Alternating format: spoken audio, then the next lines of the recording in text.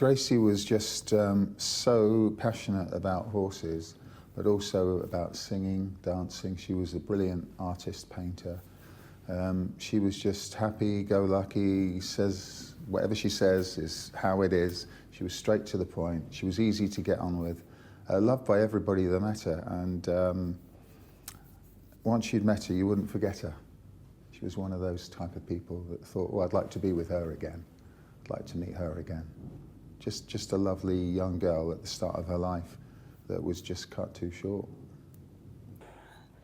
I mean, initially, to be honest, I just thought, oh, he was 35, Gracie was only 23. I just kind of thought, oh, it'll just pass, do you know what I mean? Just fizzle out, yeah, that, he's fancying her, it's not reciprocated, it'll just go away, you know. I thought I'd just got a call saying that Gracie had been found at the field and was covered in blood. So initially I thought one of the horses, I literally dropped everything at work and I drove straight there. But all the time I'm driving there, I'm thinking, no, none of those horses, they're all lovely, gentle giants. And I know any animal can be unpredictable, sorry.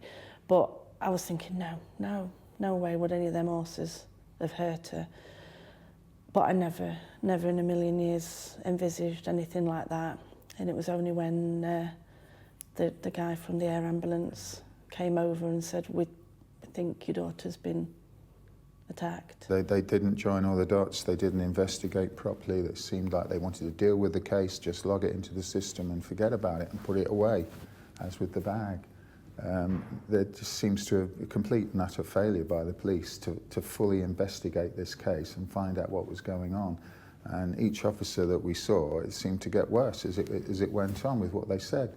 It was shocking, to be honest. I was appalled at the standard of policing in this. I mean, the whole inquest has been a really, really traumatic thing for us to all sit through day in, day out, hearing, every aspect of the case, and also just to see all the various different officers just sitting there making their excuses. Basically, each one that's followed in turn has kind of been on the witness stand and has come across worse than the one before, if you know what I mean. It's just literally just been watching them squirm out of a situation.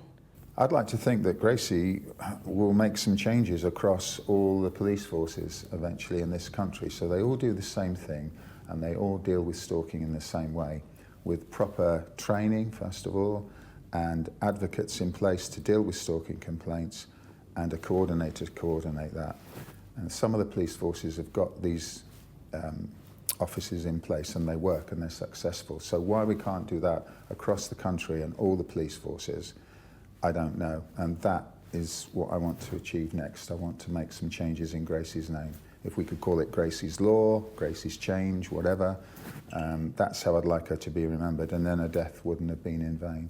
I feel like some good would have come of it, and I'm sure that's happened in a way already.